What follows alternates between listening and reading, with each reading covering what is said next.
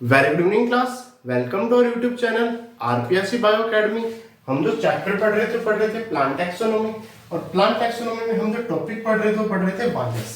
Virus के बारे में अगर हम बात करें तो सबसे पहले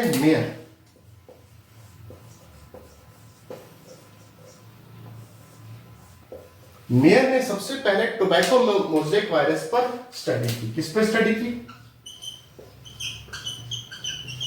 टोबैको मोज़ेक वायरस।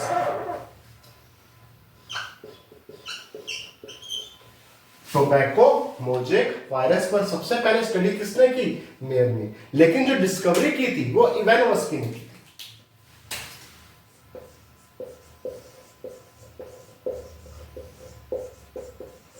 इवानोवस्की ने क्या की थी? डिस्कवरी की। डिस्कवरी किसने की? इवानोवस्की ने। ठीक है, स्टडी किसने की? मेयर ने टोबैको मोज़ेक वायरस पर। लेकिन जो डिस्कवरी की थी वो इवानोवस्की ने की थी। ठीक है, इसके बाद एक और साइंटिस्ट है बेजरनिक।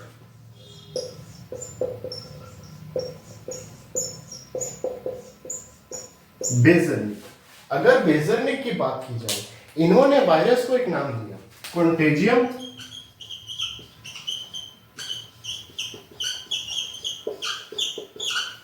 Vivum fluidum.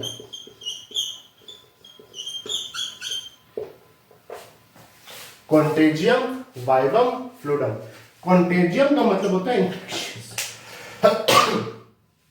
कॉन्टेजियम का मतलब होता है इन्फेक्शियस।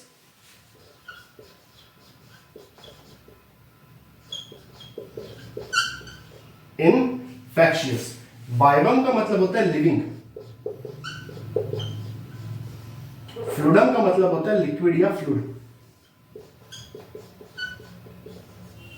फ्लूइड, इसे इन्फेक्शियस लिविंग फ्लूइड कहा। किसने कहा? बेजरनिक ने। Contagium vivum fluidum, infectious living fluid कहा।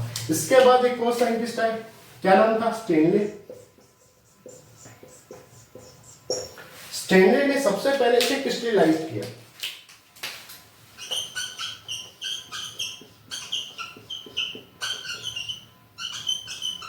क्रिस्टलाइज किया। स्टेनले ने सबसे पहले इसे क्रिस्टलाइज किया, इसका क्रिस्टलीकरण किया। किसने किया? स्टेनले ने किया। फिर आए हार्ले और ट्वार्ट।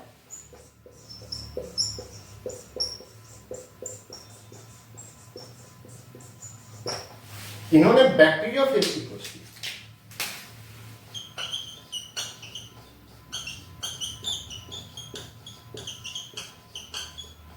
किसकी खोज की? बैक्टीरियोफेज की खोज की। मेयर ने टोबैको मोज़ेक वायरस पे स्टडी की। इसकी डिस्कवरी, वायरस की डिस्कवरी इवानोवस्की ने की।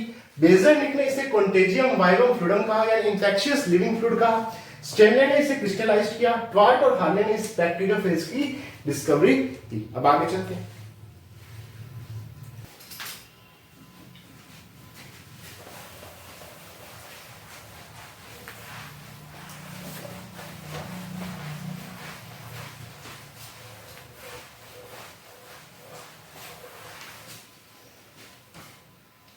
अगर मैं वायरस के बारे में आगे पढ़ूं तो पहली बात, वायरस एक लैटिन वर्ड से बना है।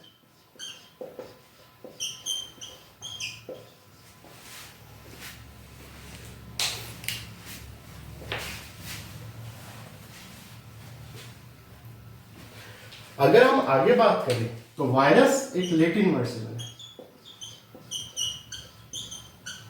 वायरस एक लैटिन वर्ड से बना है, जिसका मतलब है पॉइजन। जिसका मतलब क्या है? पॉइजन। ये एकैरियोट है। कैसा है? एकैरियोट है। ना तो ये प्रोकैरियोट्स है, ना ये यूकैरियोट्स है, ये एकैरियोट्स है। नॉन सेलुलर है।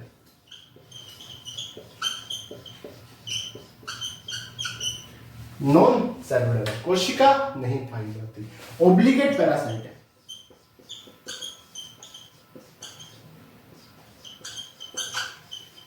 ओब्लिगेट पैरासाइट है, परजीवी के रूप में ही जीवन निर्वहन करता है। केवल परजीवी के रूप में ही जीवन निर्वहन करता है। ये लिविंग और नॉन लिविंग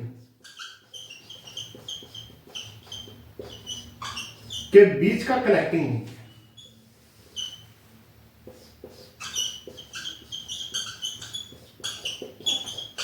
लिविंग और नॉन लिविंग के बीच का कनेक्टिंग लिंक है। यानी कुछ कैरेक्टरिस्टिक्स ऐसे हैं जो लिविंग है, कुछ कुछ ऐसे कैरेक्टरिस्टिक्स भी है जो कैसे हैं, नॉन लिविंग है। तो लिविंग और नॉन लिविंग के बीच में कनेक्टिंग लिंक का काम करता है। इसमें या तो डीएनए पाया जाता है या आरएनए पाया जाता है, दोनों में से एक चीज पाई जाती है। चाहे वो डीएनए पाया जाए चाहे वो आरएनए पाया जाए। इसके सिंपल स्ट्रक्चर होती है,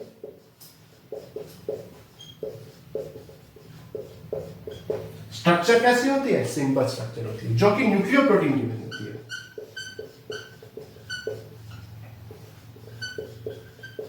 न्यूक्लियोप्रोटीन की कैसे, एक तो न्यूक्लिक एसिड पाया जाता है, एक प्रोटीन का आवरण पाया जाता है। बहुत सिंपल स्ट्रक्चर है, ये सेलुलर है, कोशिका नहीं पाई जाती। ठीक है, स्टडी ऑफ वायरस को वायरोलॉजी कहते हैं।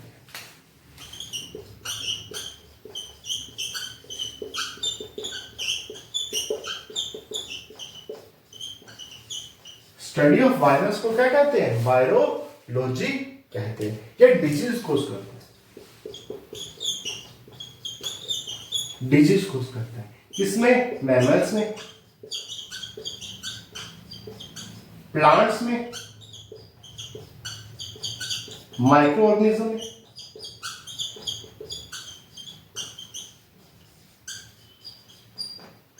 माइक्रो ऑर्गेनिज्म में डिजीज कोज करता है। ठीक है, लैटिन वर्ड पॉइजन, इसका मतलब पॉइजन होता है, एकारियोट है, नॉन सेलुलर है, ऑब्लिगेट पैरासाइट है, परजीवी के रूप में रहता है, केवल और केवल परजीवी के रूप में रहता है। ठीक है, लिविंग और नॉन लिविंग के बीच का कनेक्टिंग लिंक है। डीएनए या आरएनए में से कोई एक चीज पाई जाएगी, सिंपल स्ट्रक्चर है, न्यूक्लियोप्रोटीन का बना होता है, न्यूक्लिक एसिड प्रोटीन का बना होता है। स्टडी ऑफ वायरस वायरोलॉजी कहलाती है, डिजीज कोज करता है।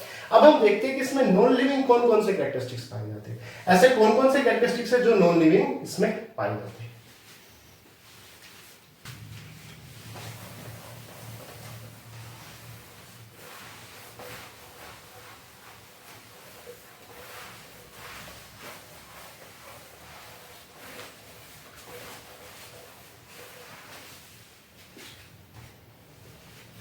अगर मैं नॉन लिविंग कैरेक्टरिस्टिक्स की बात करूं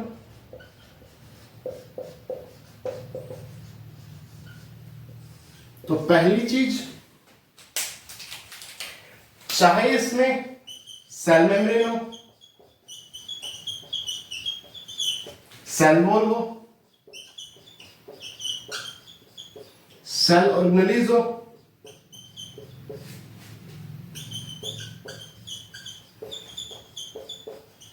सब एब्सेंट होते हैं। सब क्या होते हैं, एब्सेंट होते हैं।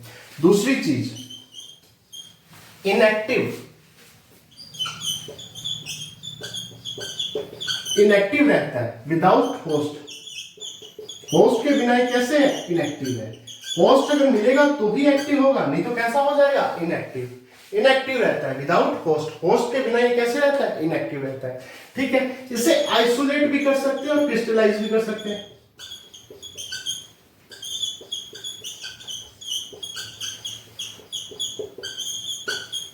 आइसोलेट भी कर सकते हैं और क्रिस्टलाइज्ड भी कर सकते हैं। ये होस्ट के बिना रिप्रोड्यूस ही नहीं कर सकता, अनेबल रिप्रोड्यूस।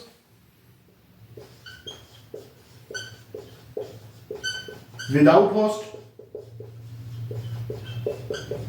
होस्ट के बिना रिप्रोड्यूस नहीं कर सकता। बैक्टीरिया फीडर से पास हो सकता है, बैक्टीरियल फिल्टर से पास हो सकता है। Unable reproduce without host, reproduce नहीं कर सकता बिना होस्ट के। आइसोलेट कर सकते हैं, क्रिस्टलीकरण कर सकते हैं। इनएक्टिव रहता है किसके बिना, विदाउट होस्ट के बिना। Cell membrane, cell wall, cell organelles क्या रहते हैं, एब्सेंट रहते हैं। और क्या कर सकता है, एंटीबायोटिक के प्रति क्रियाशील नहीं होता, एंटीबायोटिक का कोई इफेक्ट नहीं पड़ता, एंटीबायोटिक का कोई इफेक्ट नहीं पड़ता। कोरोना वायरस में देख ही लिया कि कोई एंटीबायोटिक्स का इतना इफेक्ट नहीं पड़ा जब तक कि वैक्सीन नहीं बनी। ठीक है, cell membrane, cell wall, cell membrane absent रहती है, इनएक्टिव रहता है, होस्ट के बिना आइसोलेट कर सकते हैं, क्रिस्टलीकरण कर सकते हैं, रिप्रोड्यूस नहीं कर सकता होस्ट के बिना, बैक्टीरियल फीडर से पास हो सकता है, एंटीबायोटिक्स का कोई इफेक्ट नहीं पड़ता, और सेलुलर रेस्पिरेशन या मेटाबॉलिज्म एब्सेंट रहता है।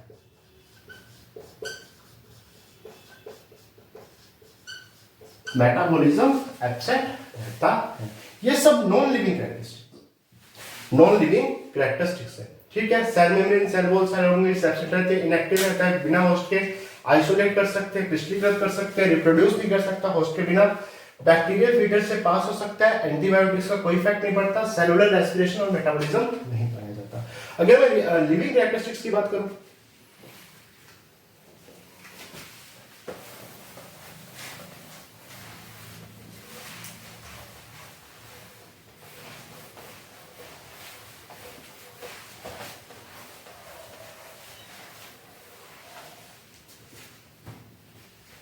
अगर मैं लिविंग की कैरेक्टरिस्टिक्स की बात करूं, तो लिविंग कैरेक्टरिस्टिक्स में पहली बात या तो डीएनए या आरएनए में से एक पाया जाएगा।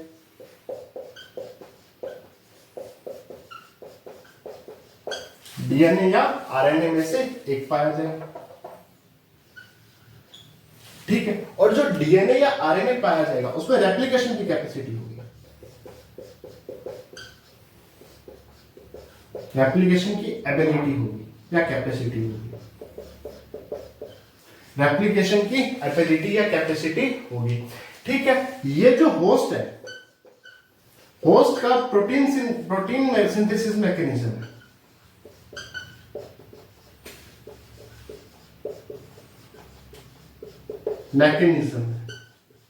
उसको कंट्रोल कर सकता है, उसको कंट्रोल कर सकता है। डीएनए या आरएनए में से एक ही पाया जाएगा, रेप्लिकेशन की एबिलिटी पाई जाएगी, होस्ट का प्रोटीन सिंथेसिस मैकेनिज्म को कंट्रोल कर सकता है। चाहे मैमल्स हो, चाहे प्लांट्स हो, चाहे एनिमल हो, सब में रोक कर सकते हैं। प्लांट्स हो, बैक्टीरिया हो, सब में क्या कर सकता है, डिजीज कोज कर सकता है। ओब्लिगेट पैरासाइट है, ये भी तो एक लिविंग की निशानी है कि ये केवल पैरासाइट के रूप में ही रह सकता है। ओब्लिगेट पैरासिटिक है, म्यूटेशन कर सकता है, म्यूटेशन की कैपेसिटी पाई जाती है, म्यूटेशन की कैपेसिटी पाई जाती है। डीएनए या आरएनए में से केवल एक ही पाया जाता है, रेप्लिकेशन की कैपेसिटी पाई जाती है, होस्ट के प्रोटीन सिंथेसिस मैकेनिज्म को कंट्रोल कर सकता है। मैमल्स, प्लांट और बैक्टीरिया में डिजीज कोज करता है। ऑब्लिगेट पैरासिटिक है, यानी केवल पैरासाइट के रूप में ही रह सकता है। अविकल्पी है, यानी कोई विकल्प नहीं है, केवल परजीवी के रूप में ही रहेगा। म्यूटेशन इसमें हो सकता है। अब हम आगे चलते हैं।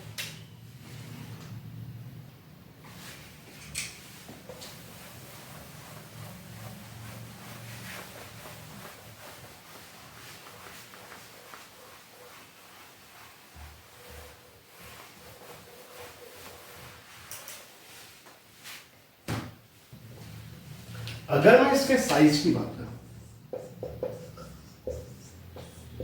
तो साइज होगा 20 नैनोमीटर गुना 300 नैनोमीटर।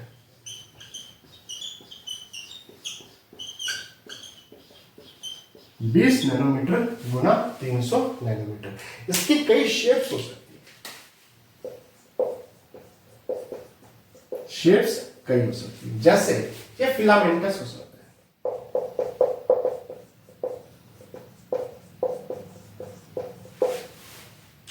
फिलामेंटस हो सकते हैं, जैसे पोटैटो,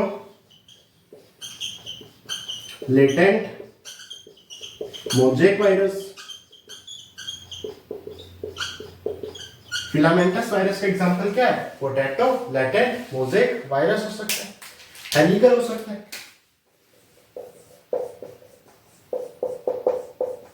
हेलिकल शेप में हो सकता है। हेलिकल का एग्जांपल क्या है, tobacco mosaic virus, tobacco mosaic virus हो सकता है। और किस शेप में हो सकता है? पॉलीहेड्रल,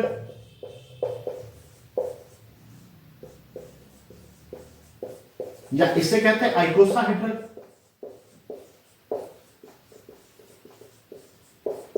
जैसे turnip mosaic virus, turnip mosaic virus,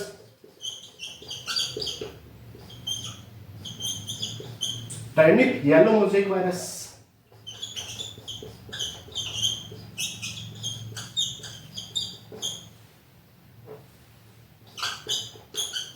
या पेपिलोमा वायरस।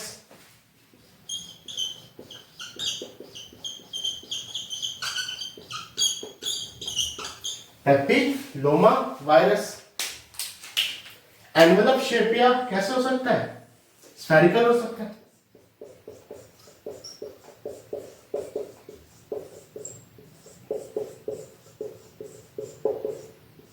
एनवेलप शेप या स्फेरिकल शेप हो सकता है, जैसे HIV,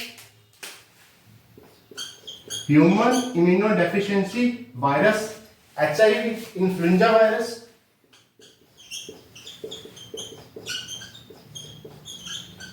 इन्फ्लुएंजा वायरस हो सकता है।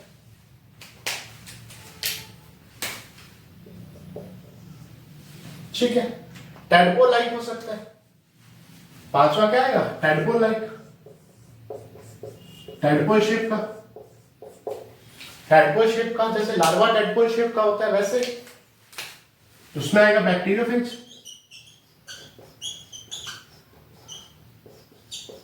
बैक्टीरियोफेज आ जाएगा।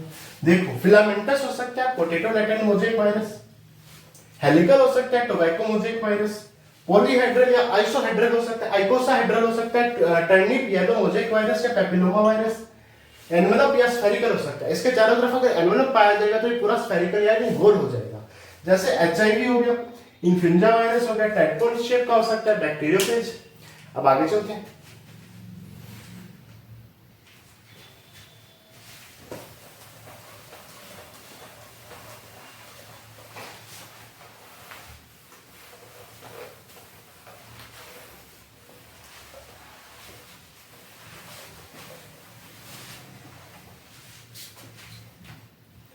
अगर मैं वायरस के ऑर्गेनाइजेशन की बात करूं,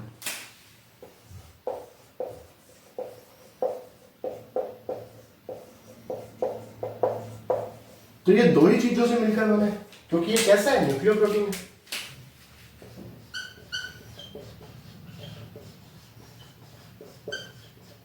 एक तो न्यूक्लिक एसिड पाया जाएगा,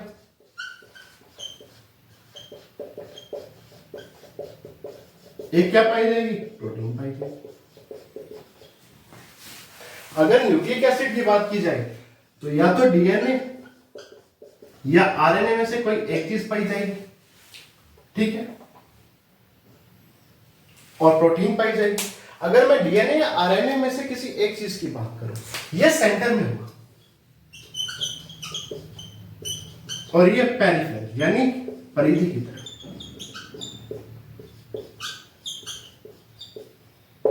परिधि की तरफ पेरिफेरल होगा, ये सेंटर में होगा, सेंट्रल में होगा। ठीक है, अगर मैं बात करूं या DNA पाया जाएगा या क्या पाया जाएगा? RNA पाया जाएगा। या तो सिंगल स्टैंडर्ड RNA पाया जाएगा या डबल स्टैंडर्ड RNA पाया जाएगा या सिंगल स्टैंडर्ड DNA पाया जाएगा या डबल स्टैंडर्ड DNA पाया जाएगा। यही चीज है। अगर सिंगल स्टैंडर्ड RNA की बात की जाए तो किसमें पाया जाएगा? HIV में, ठीक है, इन्फ्लुएंजा वायरस में,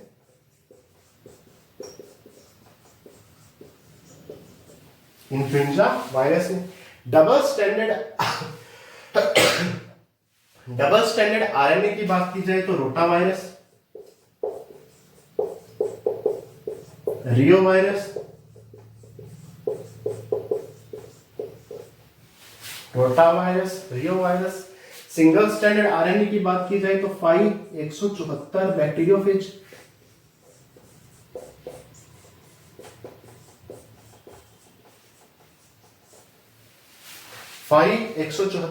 बैक्टीरियोफेज। डबल स्टैंडर्ड DNA की बात की जाए डबल स्टैंडर्ड डीएनए की बात की जाए तो इसमें क्या आएगा, एडिनोवायरस,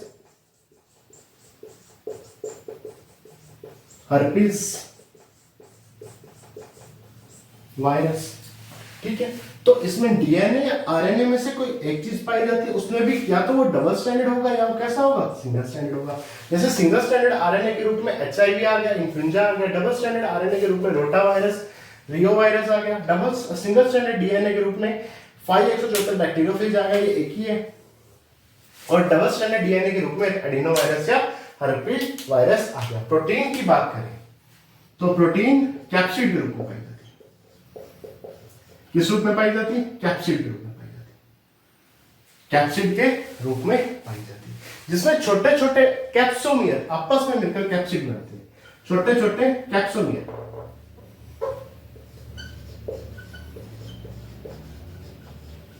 कैप्सोमियर आपस में जुड़कर कैप्सिड का निर्माण करते हैं।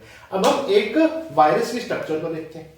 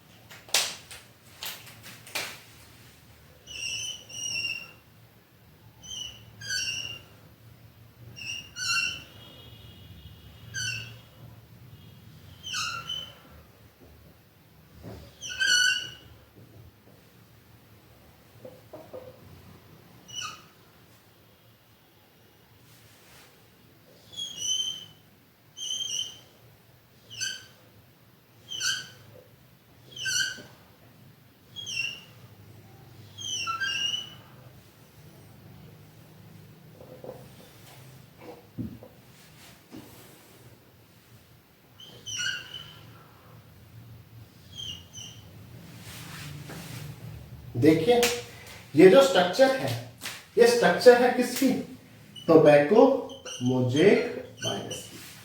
टोबैको मोज़ेक वायरस की बात की जाए तो बीच में है ल्यूमेन,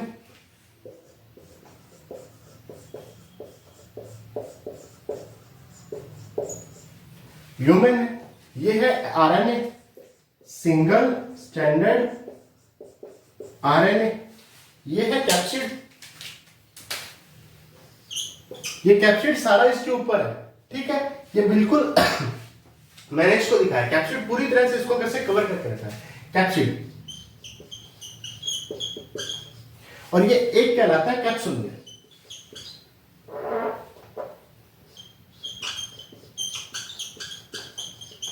कैप्सुलियर। अगर मैं टोबैको मोज़ेक वायरस की बात करूं तो एक कैप्सुलियर 158 अमीनो एसिड का बना, 158 अमीनो एसिड का बना हुआ है। क्योंकि ये है क्या, प्रोटीन है तो है, ये क्या है बेसिकली, प्रोटीन है। तो प्रोटीन किससे बनी होती है, अमीनो एसिड से। तो एक कैप्सूल में 158 अमीनो एसिड का बना होता है। और एक कैप्सिड 2130 कैप्सोमियर का बना होता है। 2130 कैप्सोमियर का बना होता है। एक कैप्सोमियर 158 अमीनो एसिड का बना होता है। एक कैप्सिड 2130 कैप्सोमियर का बना होता है। इसमें आरएनए तो 5% है, जबकि प्रोटीन 95% है। किसकी स्ट्रक्चर है, टोबैको मोज़ेक वायरस की स्ट्रक्चर है। सेंटर में ल्यूमेन होगी, सिंगल स्टैंडर्ड आरएनए होगा, चारों तरफ से प्रोटीन घेर के रखेगी, उसे कैप्सिड कहेंगे, एक को कैप्सोमियर कहेंगे। एक कैप्सोमियर 158 अमीनो एसिड का बना होगा, एक कैप्सिड 2130 कैप्सोमियर का बना होगा। आरएनए 5% और प्रोटीन कितनी है, 95% है।